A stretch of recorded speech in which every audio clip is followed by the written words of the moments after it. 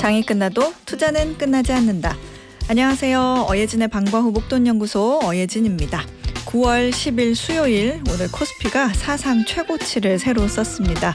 1.68% 오르면서 3,314에 장을 마쳤는데요. 미국 기준금리 인하 기대감이 이어지는 데 더해서 내일로 예정된 이 대통령 취임 100일 기자회견에서 대주주 양도세 완화 여부를 직접 밝힐 수 있다는 얘기가 돈 것이 시장에 힘을 실어줬습니다. 코스닥 지수도 1% 가까이 오른 833에 장을 마쳤습니다. 원달러 환율은 1원 20전 내린 1,386원에 거래를 마무리했네요. 지금 이곳 목동의 기온은 31.2도입니다. 바람이요 어느새 습한 게 축 사라지고 조금 건조해지기 시작한 것 같지 않으세요? 피부 관리 힘써야겠습니다. 어예진의 방과후 목돈연구소 시작합니다. 업타운에 올라 띄워드리면서 어예진의 방과후 목돈연구소 문을 활짝 열었습니다. 오늘의 시장과 같았던 노래였죠. 김지연님께서요. 매일 저녁 식사 후 신랑하고 10,000보씩 걷는데 요즘 같은 날씨는 운동하기 최적이에요.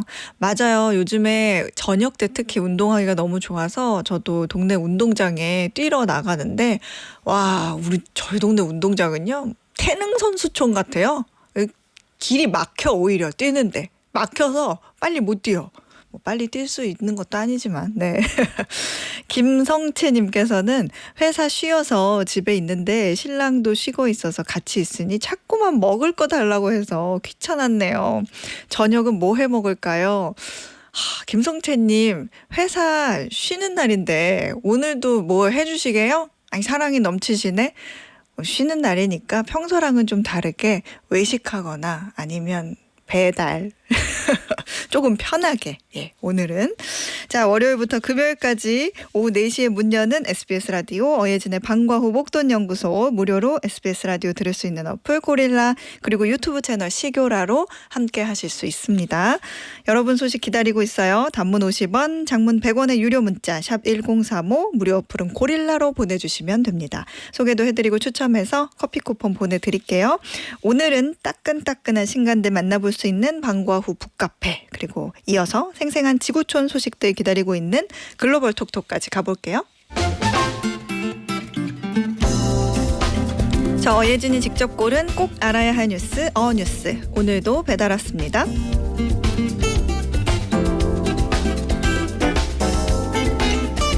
미국의 한 대학에서 문학을 전공하는 학생들에게 과제가 주어졌습니다. 고전소설 첫 문단을 읽고 설명을 해보라는 거였죠. 한 문단쯤은 쉽게 읽을 거라 예상했지만 의외로 학생들은 은유적인 표현을 전혀 이해하지 못했고 단어의 뜻도 헷갈려 했습니다. 이건 단순히 학생들 수준이 떨어져서도 고전이 어려워서도 아니었습니다. 책을 읽는 힘, 즉 문해력이 눈에 띄게 떨어지고 있다는 사실을 보여주는 전형적인 사례죠. 미국에서는 지난 20년 동안 여가 시간에 책을 읽는 사람이 40%나 줄었습니다. 영국에서는 국민 10명 중 4명이 작년에 책을 단 한 권도 읽지 않았다고 합니다. 이렇게 된 데는 스마트폰 같은 요인도 있겠지만 더 큰 이유는 사람들이 점점 독서를 귀찮은 일, 지루하고 힘든 일로 여기기 때문입니다. 오래전부터 독서는 단순히 지식을 얻는 수단을 넘어 사고력을 확장시키는 가장 강력한 도구였습니다. 과거 스코틀랜드에서는 목동들이 벽 틈에 책을 꽂아놓고 서로 돌려 읽으며 배움을 이어갔다고 합니다. 이처럼 독서는 계층을 뛰어넘을 수 있는 사다리이자 자기 자신을 바꿀 수 있는 기회였죠. 사람들이 책을 덜 읽게 되는 건 개인의 역량 저하에 그치지 않습니다. 요즘 서점에 나오는 책들은 1930년대에 비해 문장이 3분의 1로 짧아졌다고 하고요. 정치인들의 연설도 점점 단순해지게 만들었습니다. 미국의 대통령 취임 연설은 초대 대통령 조지 워싱턴의 연설문이 대학원생 수준이었다면 트럼프 시기에는 고등학생 수준으로 내려왔다고 합니다. 누구나 이해할 수 있는 쉬운 문장이면 좋지 않느냐고 생각할 수 있지만 글이 점점 짧아지면 사고도 좁아지고 정치적 판단력까지 단순해질 수 있다고 걱정이 나옵니다. 복잡한 문장을 이해하지 못하면 미묘한 차이를 읽어내고 서로 다른 생각을 함께 받아들이는 능력도 사라지기 때문이죠. 짧은 영상, SNS에 적힌 짧은 글을 읽으며 하루하루를 보내는 우리. 편하고 가볍지만 그만큼 생각의 깊이도 함께 얕아지고 있는 건 아닐까요? 이상 어뉴스였습니다.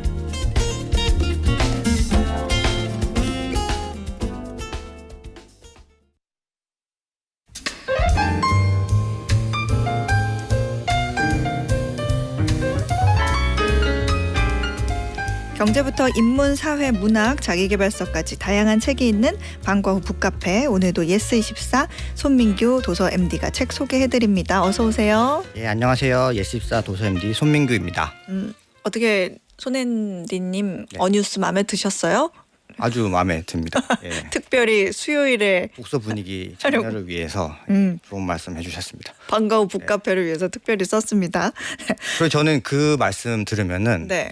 생각나는 책이 있거든요. 네. 사사키 아타루의 잘나라 기도하는 그 손을이라는 책이 있어요. 근데 그 책에서 나오는 게 네. 한 15년, 20년 전에 나온 일본 책인데 일본도 그때 이제 점점 더 책을 안 읽는 분위기여서 그런 얘기 들을 때마다 지겹다. 사실 많이 안 읽는다고 하지만 지금 여전히 많이 읽다라고 얘기하면서 드는 근거가 이제 중세시대 때는 소수의 귀족만 글을 읽었죠. 네. 우리 대한민국도 조선시대 대부분 글 못 읽는 시대였잖아요. 그리고 초기에 나왔던 뭐 도스토옙스키나 니체나 이런 사람들은 한 200~300부밖에 못 팔았거든요. 거기에 비해서는 지금은 우리 안 읽고 있지만 여전히 많이 읽는다. 그런 얘기를 하더라고요. 네. 그렇군요. 더 많이 읽어야죠. 그런데 그래야지 뭐 저도 회사도 계속 맞아요. 건재하고 월급도 나오고 그렇지 않을까 싶습니다. 맞습니다. 네. 오늘 어떤 책 준비하셨나요? 오늘 먼저 소개해드릴 책은 이제 안강복 저자가 쓴 50이 철학을 마주할 때라는 책입니다.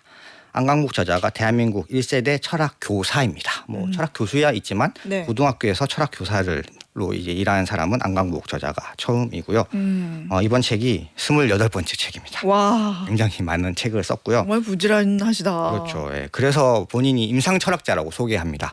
고등학교에서는 학생들을 만나고 이제 여러 가지 책을 쓰면서 또 일반인들과 만나면서 다양한 사람들과 만나고 철학에 대해서 얘기를 하면서 자신은 임상 철학자로 얘기를 살고 있다라고 얘기를 하고 있는데요. 이번 책은 제목에서 느껴지듯이 50에 관한 책이고요. 네. 요즘 50이란 제목으로 나온 책들이 정말 많고 인기도 많습니다. 이런 걸 보면 저는 대한민국 인구 구조의 변화를 정말 뼈저리게 느끼는데요. 네. 제가 16년 전에 처음 회사에 출근했을 때는 그때 베스트셀러가 30살이 심리학에 묻다라는 책이었습니다. 제목 그대로 30대에 관한 책이었고요. 네. 김해남 정신분석 전문의가 쓴 책인데 그때 그 책을 읽었던 독자들이 그대로 40대, 50대가 된 거죠. 그래서 40에 읽는 쇼펜하우라든지 50에 읽는 노노라든지 50 나는 재미있게 살기로 했다. 이런 책들이 인기를 끌고 있는 거죠. 그러게요. 그러니까 인구 구조의 변화가 어떻게 네. 보면 출판 트렌드에도 좀 영향을 미치는 것 같은데 네. 아무래도 인구 비중이 가장 많은 부분을 그렇죠. 차지하다 보니까 그 연령대 독자들이 읽을 만한 도서들이 많아질 수밖에 없는 것 같고 또 예전에는 50살이다. 그러면 아이고 반백세다. 그러면서 나이가 많다. 이렇게 생각했을 수도 있는데 요즘 시대는 평균 수명이 거의 뭐 84살 이렇게 올라가니까 겨우 중간 지점밖에 안 온 거잖아요. 네, 맞습니다. 그러니까 뭐 새로운 시작, 인생의 전환의 기회 뭐 여전히 있는 나이인데 네. 그래서 이 책이 이렇게 떠오르고 있나 그런 생각이 드네요. 네, 이제 말씀하신 대로 50대라는 게 뭐 인생 그 전반전 막 끝났고 후반전 시작 정도의 느낌이 된 게 네. 바로 지금의 50대인데요. 네. 또 재미난 게 보니까 찾아보니까 지금 한국에서 가장 많은 연령층이 50대더라고요. 무려 870만 명대이고 20대는 580만 명대 이 정도밖에 안 무려 300만 명이나 차이가 베이비붐 세대를 말하는 거죠. 그래서 저도 출판사 사람들을 만나면 네. 뭐 20대 30대를 겨냥한 책을 생각하고 있다 이러면 의미는 있겠지만 많이 팔리지는 않을 것 같습니다 말씀드리거든요.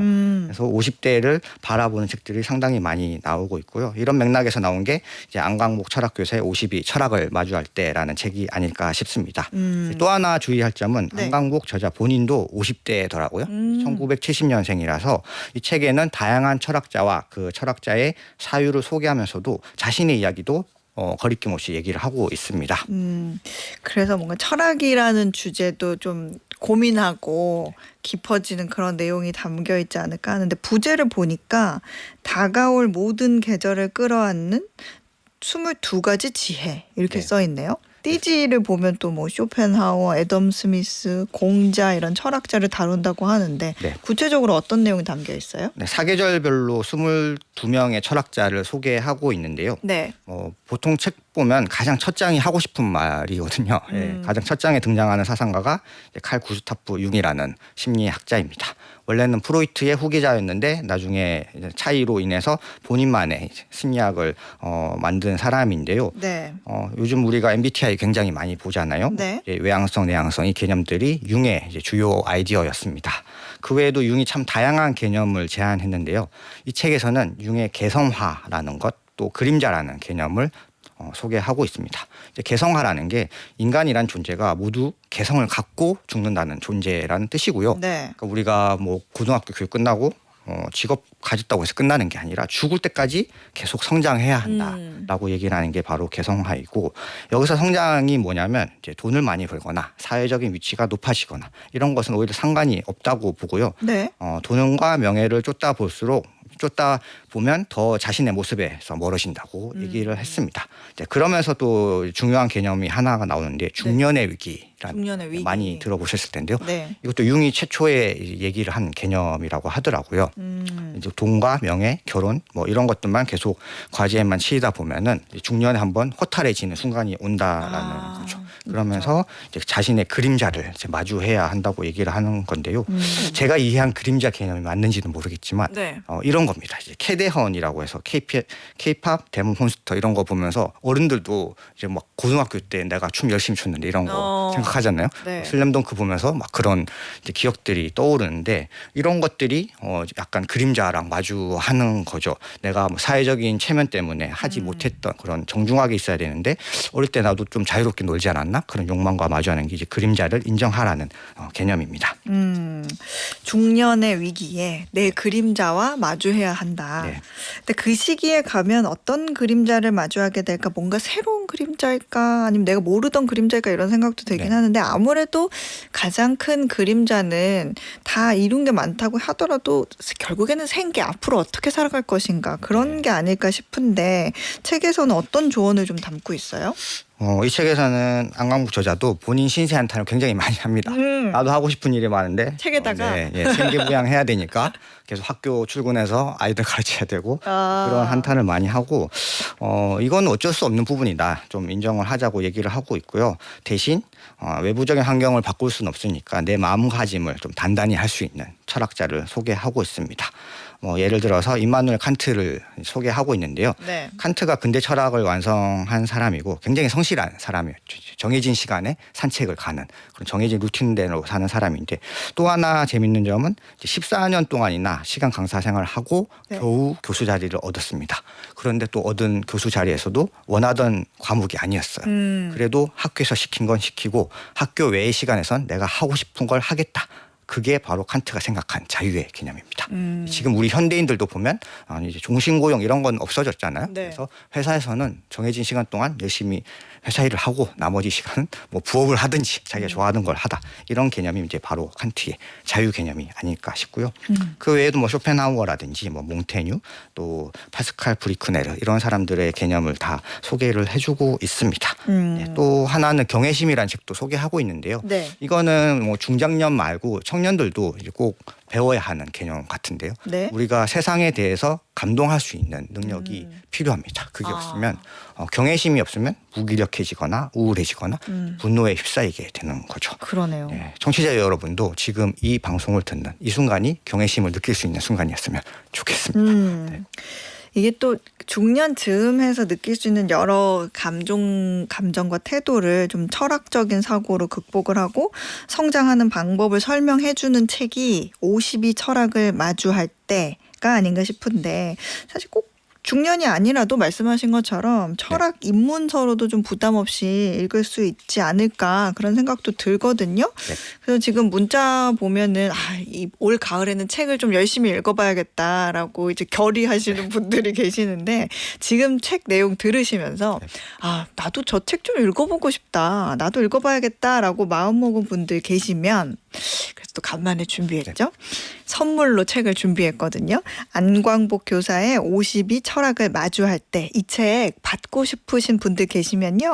문자 말머리에 숫자 50 이렇게 쓰셔가지고 단문 50원, 장문 100원의 유료 문자 샵 1035로 보내주시면 됩니다. 이 1035가 103.5 그거예요. 1035 5분 추첨해서 책 선물로 보내드릴게요. 많이 보내주세요.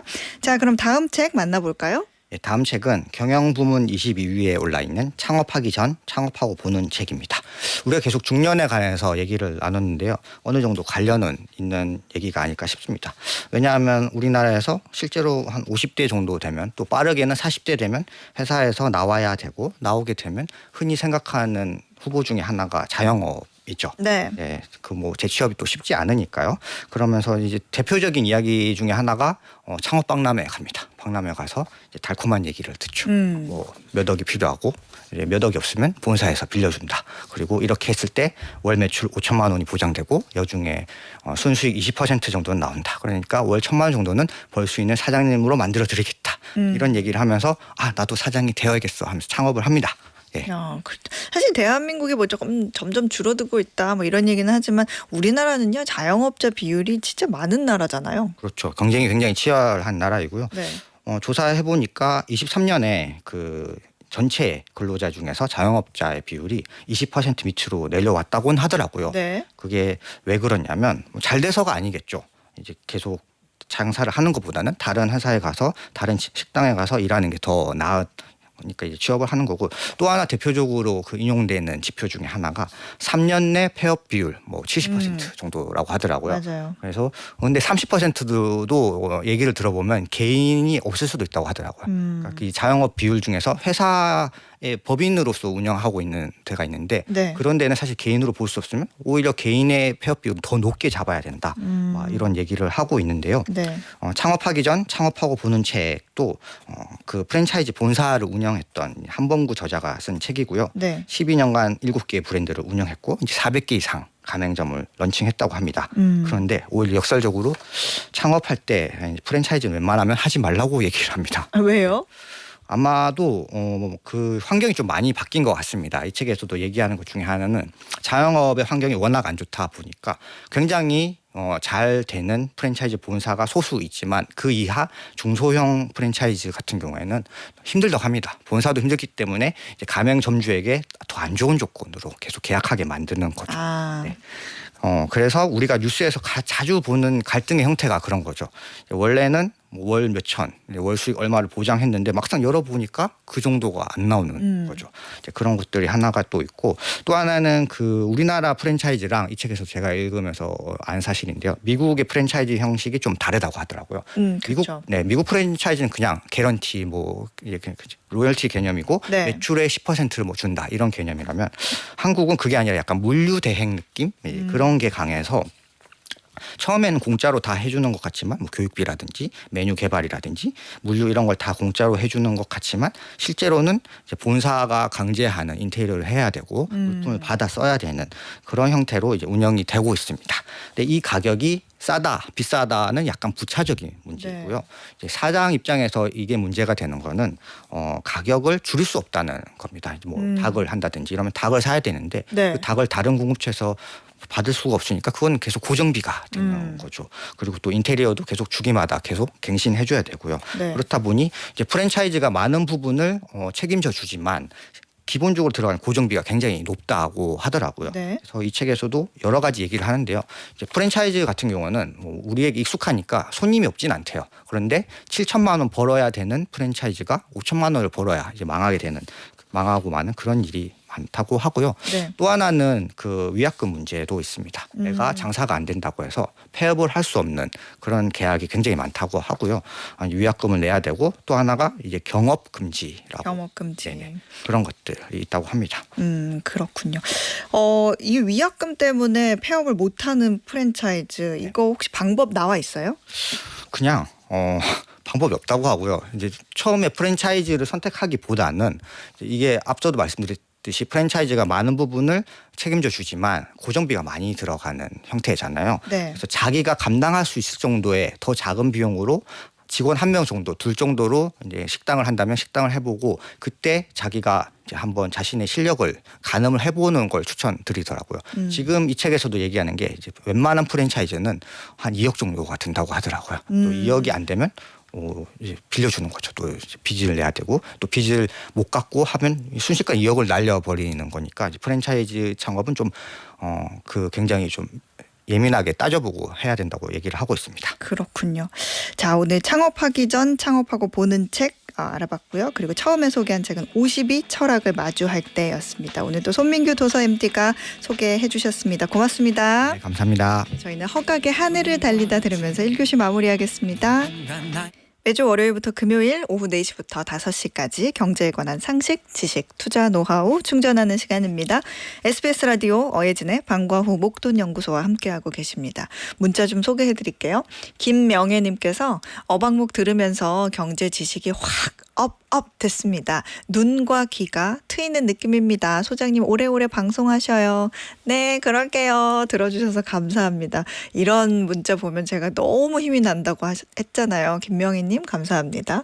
6598님도 어머 오후에도 연구소 있는지 몰랐어요. 이 시간에 라이딩 하느라 늘 차에 있는데 너무너무 좋네요. 방과 후 연구 많이 할게요. 이렇게 보내주셨거든요. 그러게요. 6598님 함께 경제 연구하면서 우리 조금 더 나아진 삶을 살아보도록 하자고요. 최경원님께서는요. 지난 주말에 남편과 간만에 목포에 갔다 왔어요. 도로가 너무 한산하더라고요. 길이 밀리지 않은 건 좋았는데 막상 목포 가서 사람 구경할 일 없으니 서운하더라고요. 말로만 들었는데 이번 여행에서 실감하고 마음이 착잡했습니다. 우리나라 경제 어찌하면 될까요? 그러게요. 저도 주말에 지방에 갔다가 식당에서 식당 사장님이 왜 손님 너무 없어졌다고 말씀하셨다 이런 말씀 전해드렸잖아요. 그러니까 여기저기 갔을 때 평소 같으면 왁자지껄 바글바글 해야 되는 데인데 사람이 정말 없다고 해요. 이거를 좀 어떻게 하면 좋을까? 저도 정말 고민입니다. 네, 자영업 하시는 분들, 식당 하시는 분들 힘내시기 바라겠습니다. 자, 오늘의 퀴즈 풀고 2교시로 넘어가 볼게요. AI 기술은 이제 우리 일상 깊숙이 들어와 있습니다. 요리 레시피를 추천해주고 중요한 뉴스를 찾아주고 심지어는 운전 보조까지 AI가 대신해주는 시대인데요. 덕분에 생산성은 늘었지만 어두운 그늘도 존재합니다. AI로 얼굴이나 목소리를 합성해 범죄에 악용되는 사례가 늘고 있는데요. 정부에서는 앞으로 이런 영상물에는 반드시 이것을 사용한 영상이라는 걸 표시하도록 하는 AI 기본법 시행령 초안을 발표했지요. 자, 퀴즈 나갑니다. 딥러닝과 가짜라는 영어 단어의 합성어로 실제 인물의 얼굴이나 목소리를 정교하게 모방하는 이 기술의 이름은 무엇일까요? 보기 있습니다. 1번 딥페이크, 2번 딥 임팩트, 2번 딥 임팩트, 그리고 3번 딥 인 더 나이트. 이거 아시려나 모르겠네. 우리 작가님은 모른다고 해서 걱정을 좀 하는데. 자, 1번 딥 페이크, 2번 딥 임팩트, 3번 딥 인 더 나이트. 정답 아시는 분들은 단문 50원, 장문 100원의 유료 문자 샵 1035나 무료 어플 고릴라로 보내주세요. 당첨되신 분들 중에 추첨해서 편의점 상품권 보내드리겠습니다.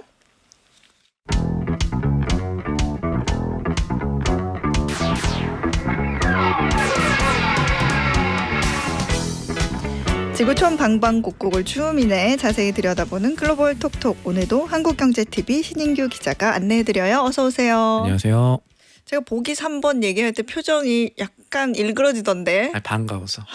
반가워서. 가사가 나와서 예. 그렇죠. 자, 오늘 우리 어디로 데려갈 거예요? 오늘은 옆나라 일본부터 가보시죠. 가벼운 소식부터 먼저 준비했습니다. 네. 일본에서요, 이 험상궂은 외모로 위압감을 주는 사람을 써서 여러 가지 문제 해결을 돕는 이른바 무서운 사람 대여 서비스가 화제가 됐습니다. 무서운 사람 대여 서비스? 어떤 일 해주는 거예요?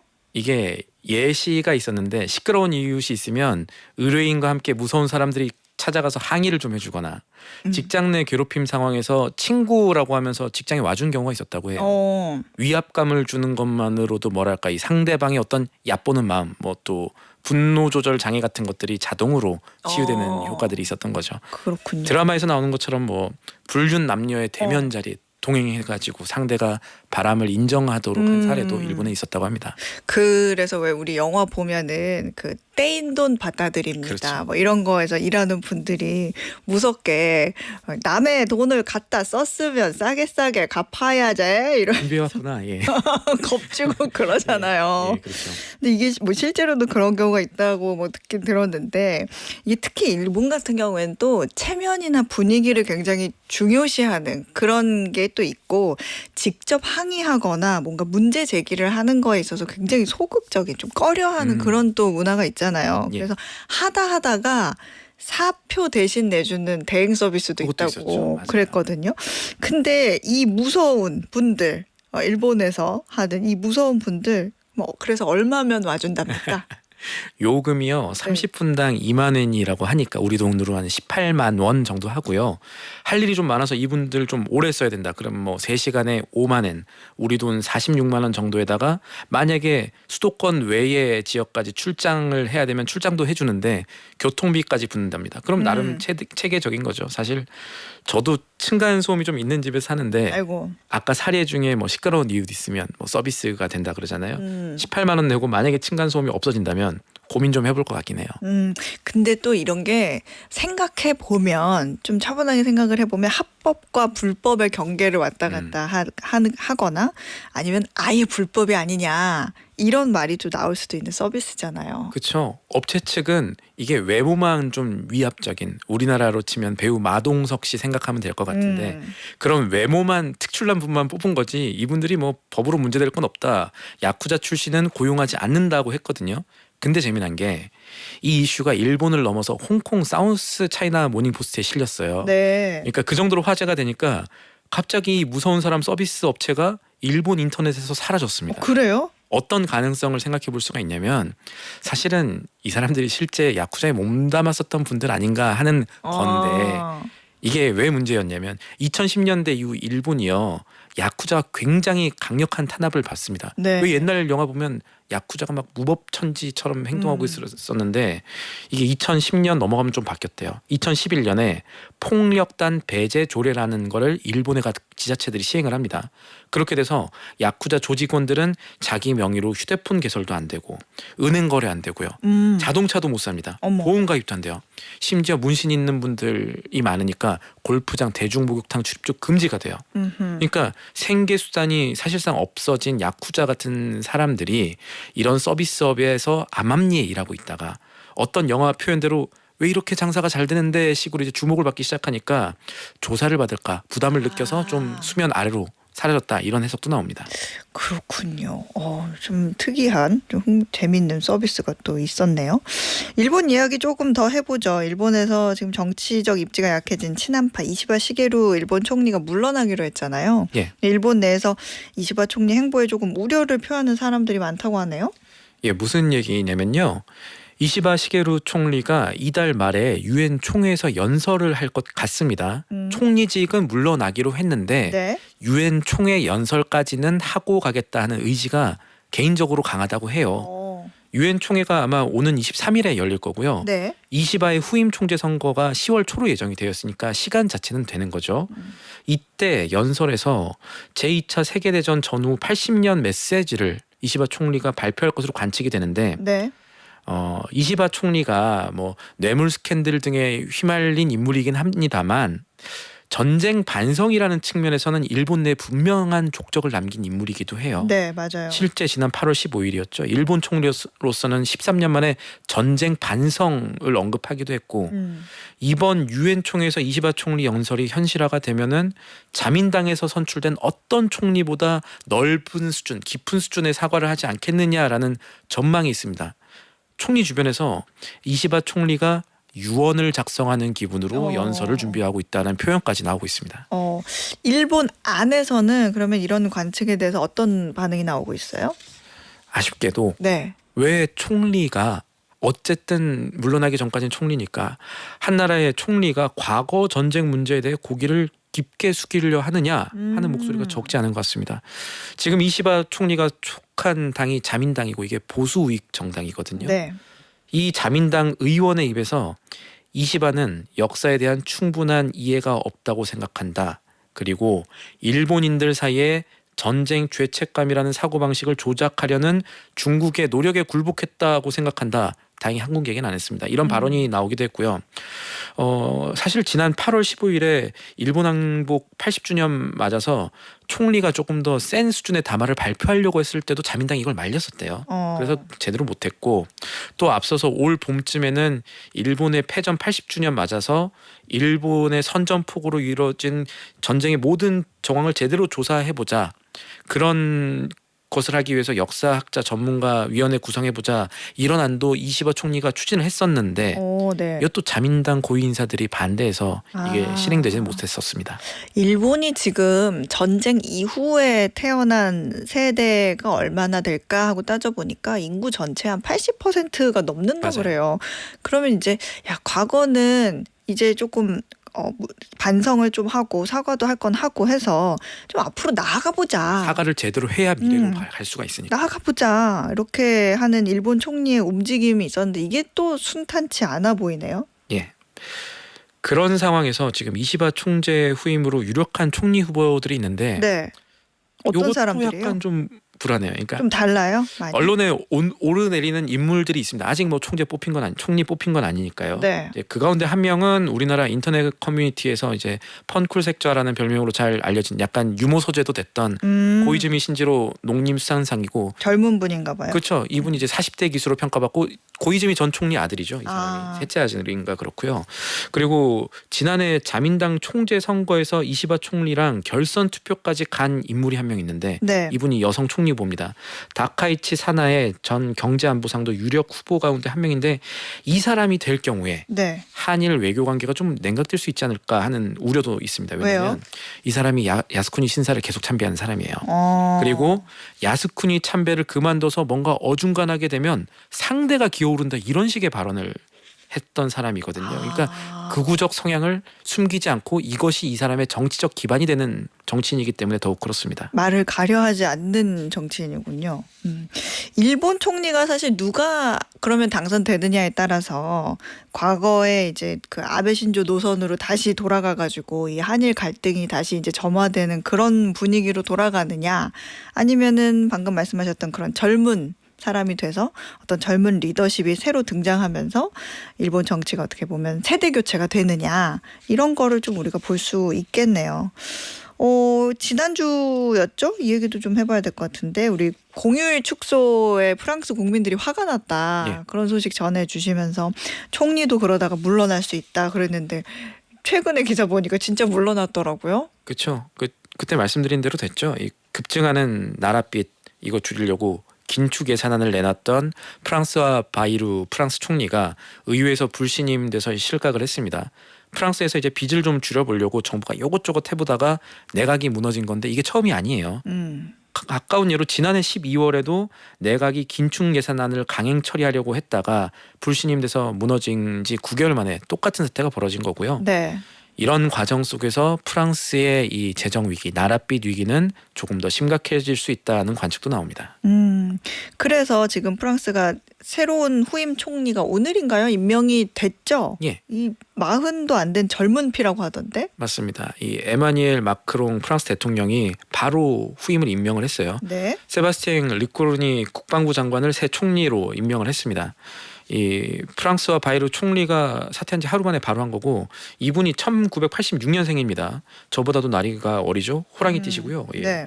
2005년에 정치계에 처음 투신한 지 20년 만에 총리직에 올랐는데 이 사람이 마크롱 대통령의 최측근 가운데 한 명으로 분류가 됩니다.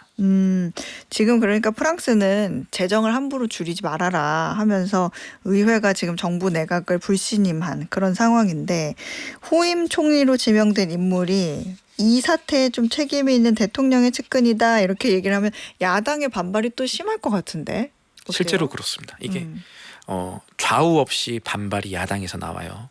극우로 분류되는 국민연합의 마린 르펜 의원 같은 경우가 대통령이 소수의 충성파와 함께 벙커에 틀어박혔다. 그리고 마지막 카드를 꺼낸 것 같다. 이런 표현 썼고요. 또 이념적으로 국민연합의 정반대편에 서 있는 프랑스 정당이 LFI라는 곳인데 여기 대표도 의회와 유권자 정치적 품위를 경멸하는 이 비극적인 희극을 종신한 유일한 방법은 마크롱 대통령 자신의 퇴진뿐이다. 이렇게 맹비난을 했습니다. 그리고 나서 LFI와 이 녹색당, 공산당 의원들이 대통령 탄핵안까지 발의를 했어요. 지난주에 전해주신 소식은 거의 뭐 부채가 GDP의 114% 넘었다 이렇게 얘기하면서 긴축이 불가피하다 이렇게 했는데 막상 국민들은 그래서 공휴일 축소하자고 하니까 받아들이지 않고 긴축을 밀어붙이는 총리는 무조건 이제 희생양이 되는 거고 이게 참 프랑스의 재정 개혁이라는 게 실질적으로는 이렇게 불가능한 일인가 이런 생각도 들기는 하는데 뭐 지금 전체적으로 그 큰 흐름으로 봤을 땐 일본도 그렇고 프랑스도 그렇고 지금 전 세계적으로 보면 각 나라의 이 최고 지도자급들이 임기를 다 못 채우고 흔들리는 그러니까 이른바 정상들 어떻게 보면 순환시대라고 해야 되나 그런 것 같아요. 그 표현이 맞는 것 같은 게 뭐 일본 프랑스뿐만 아니라 지금 남미도 그렇고 우리 아시아 쪽도 그렇습니다. 네팔도 그 케이스에 포함이 될 수 있을 거예요. 네. 네팔 총리 사임했습니다. 왜 자리에서 물러났냐? 소셜미디어가 그 촉매가 됐습니다. 9월 5일로 거슬러 올라가 볼게요. 네팔 네. 정부가요. 유튜브, 페이스북 뭐 이런 26개 전 세계에서 서비스되고 있는 소셜 네트워크의 네팔 내 이용을 전면 차단했습니다. 표면적인 이유는 뭐였냐면 국가의 안보와 정보가 외부로 유출된다라는 거였어요. 근데 네팔 시민들은 특히 SNS에 이미 익숙해진 젊은 시민들은 그렇게 생각하지 않은 것 같아요. 네팔의 인터넷 이용률이 90% 정도 되거든요. 네. 안 그래도 네팔에서 틱톡 같은 SNS 통해서 고위층 자녀들이 호화 생활 누리는 게 다 알려져서 자랑하고 과시해서 국민적인 공분을 샀는데 정부가 시민들이 소셜미디어에 접속하는 걸 막아버리는 것으로 국민들의 눈을 가리기만 하는 거 아니냐 이런 분노가 일었습니다. 그러니까 화가 난 특히 젊은 네팔 시민들 이 젠지들 중심으로 정부는 소셜미디어가 아닌 부패를 척결하라 이렇게 구호를 외치면서 시위에 나섰고요. 아하. 이걸 정부가 처음에는 강경 진압을 하려고 했었습니다. 근데 이 진압 과정에서 시민들과 경찰이 충돌했고요. 300여 명의 부상자도 발생했고 19명의 생명이 숨지는 유혈 사태로 번졌습니다. 그리고 나서 하루 뒤에야 이 네팔 정부 뒤늦게 소셜미디어 금지령 철회합니다 이렇게 했고요. 카드가 프라사드 사르마 올리 네팔 총리도 사임을 했습니다. 그래서 현지뿐만 아니라 외신에서도 이번 네팔 시위 주목하면서 이 젠지 Z세대의 저항이 승리했다라는 평가를 내놓고 있습니다. 그런 일이 있었군요. 또 이게 중남미로 한번 가보면 아르헨티나의 밀레이 대통령의 입지가 또 흔들리고 있다. 이 대통령 전기톱 대통령으로 굉장히 별명 그렇죠. 붙으면서 강한 그런 사람인데 여기는 또 무슨 일이에요? 하비에르 밀레이 아르헨티나 대통령이 이끄는 당이 여당이 자유전진당입니다. 이번에 지방의회 선거를 하는데 여기서 참패를 했어요. 부에노스 아이레스 주에서 참패를 했는데 네. 야당이 엄청난 승리를 거뒀는데 이게 왜 의미가 있냐? 이 10월에 중간선거 있습니다. 이게 이번에 졌는데 10월에는 이기겠느냐? 10월에도 질 거다. 이게 약간 분명해진 거죠. 그래서 자, 그러면 왜 아르헨 여당은 국민의 외면을 받았느냐? 그러게요. 잘 안 됐나 봐요. 막 강하게 추진하는 것들이. 그건 아니에요. 그러면 재정은 흑자로 돌려놓고 경제 부분은 꽤 잘 됐다는 평가를 받았는데 그런데 스캔들 때문에. 스캔들? 자, 밀레이 대통령의 여동생이 있어요. 네. 이 사람의 직함이 오빠인 대통령의 비서실장입니다. 카리나 밀레인이라는 분인데 이름은 참 좋네요. 근데 뇌물수 의혹이 터졌어요. 어떤 사건이냐면 녹취록이 하나 아르헨티나 언론에 터졌습니다. RN 정부가 이제 공공구매를 우리도 하잖아요. 네. 장애인들을 위한 공공의료품을 살 때 계약금의 8%는 여기로 입금해 주세요라는 녹취록이 터진 거예요. 그러니까 쉽게 말해서 북한으로 치면은 김여정급의 인물이 대형 부정부패 사고를 저지른 거예요. 사실 아까 말씀드렸던 것처럼 그동안 밀레이 대통령이 경제 분야는 꽤 잘 나고 있었거든요. 네. 아르헨티나 종목들 꽤 잘 갔었습니다. 음. 그런데 어제 제가 본 한 종목은 금융 종목은 하루 만에 20% 빠졌어요. 아이고. 미국 ADR 장이긴 하지만 네. 그러니까 이 잘하고 있었던 대통령의 어떤 권한이라든가 혹은 경제 동력, 추진력이 흔들릴 가능성이 굉장히 높아진 상황이니까 이 외부에서 어떻게 보느냐. 아르헨 경제개혁 추진 어렵겠는데? 동력이 사그라들겠는데? 이런 전망이 나오면서 이 외국인들이 아르헨 입장에서 외국인들이 돈 빼기 시작한 거예요. 그래서 화폐 가치가 급락하고 국채 가격이 떨어지는 아르헨 금융시장 혼란이라는 결과까지 요 여동생 분 때문에 지금 아르헨이 일어났다 볼 수 있는 거죠. 기껏 힘들게 강하게 추진해가지고 처음에는 굉장히 반발도 있고 그랬는데 거기까지는 다 넘어섰는데 열심히 올려놨더니 또 이런 일이 있었군요. 그렇습니다. 그렇군요. 야, 오늘은 굉장히 세계 여러 나라 많이 가봤어요. 그래서 다양하게 우리가 접해봤는데 진짜 뭔가 쏙쏙 많이 알게 된 기분이 드는데요. 오랜만에 칭찬을 처음 받아보는 것 같네요. 항상 잔소리만 하는 동기였는데 예. 너무 감사합니다. 지금까지 한국경제TV 신인규 기자였습니다. 고맙습니다. 감사합니다. 네, 오늘의 퀴즈 정답 확인해 보겠습니다. 오늘 퀴즈에서는요, 딥러닝과 가짜, 페이크를 합친 말로 실제 인물의 얼굴이나 목소리를 정교하게 모방할 수 있는 AI 합성 기술을 뭐라고 하는지 여쭤봤습니다. 정답은요, 1번 딥페이크였습니다. 정답 보내주신 분들 중에서요, 오늘 편의점 상품권 받으실 세 분은요, Deep in the Night에서 빵 터졌다고 하신 김수경님. 이게 그 박명수님의 탈랄라 도입부잖아요. 이거 아시는 분 별로 없으신가? 반응이 별로 문자에선 시원찮았어. 그래서 약간 기죽어 있었는데 김수경님께서 빵 터지셨다고 하니까 제가 또 어깨가 뿜뿜합니다. 감사합니다. 그리고 항상 듣기만 하다 후다닥 장갑 벗고 답 보내신다는 고갑성님. 어떤 일 하고 계시나? 장갑 끼고 해야 하는 일인 거 위험한 일인가 걱정도 드는데 항상 안전하게 조심하시고요. 그리고 딥페이크 범죄에는 엄벌이 필요하다면서 문자 주신 1289님. 맞아요. 정말 엄벌이 필요할 것 같습니다. 이렇게 세 분, 김수경님, 고갑성님, 1289님까지 세 분 축하드립니다. 그리고 오늘 또 다른 선물 안광복 철학교사의 52 철학을 마주할 때 책 받으실 5분은요. 0052님, 0570님, 3995님, 7785님, 6569님입니다. 5분 모두 축하드립니다. 어이진의 방과후 목돈연구소 오늘 끝곡은요. 듣고 계시죠? 박명수의 탈랄라 띄워드리면서 마무리하겠습니다. 내일도 세상 돌아가는 소식 투자의 기본기 알고 싶다면 오후 4시 어예진의 방과후 목돈연구소로 놀러오세요.